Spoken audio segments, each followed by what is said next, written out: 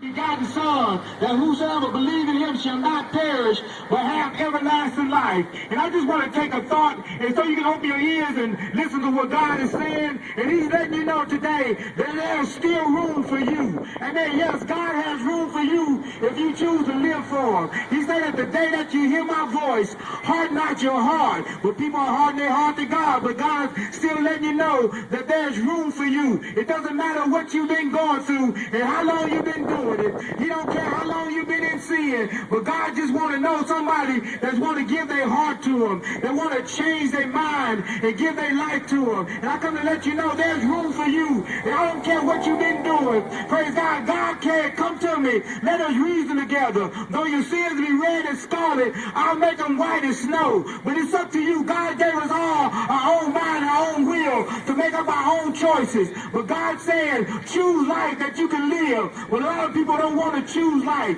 They want to do what they want to do. Amen. Praise God. But I come to let you know, you just can't do what you want to do and make it into heaven. It doesn't work like that. God has standards. He has requirements for you to make it to heaven. And everybody's talking about they going to heaven, not going to heaven. Amen. You got to have the rules and the regulations to make it into heaven. Just like we have rules here, you got to have rules to go to heaven. And God's saying to the people today, turn from your wicked ways. The Bible said there's a way that seems right unto men, but the end thereof is death. Amen. And people thinking what they're doing is the right way. But have you took that way and measured up to what God is requiring?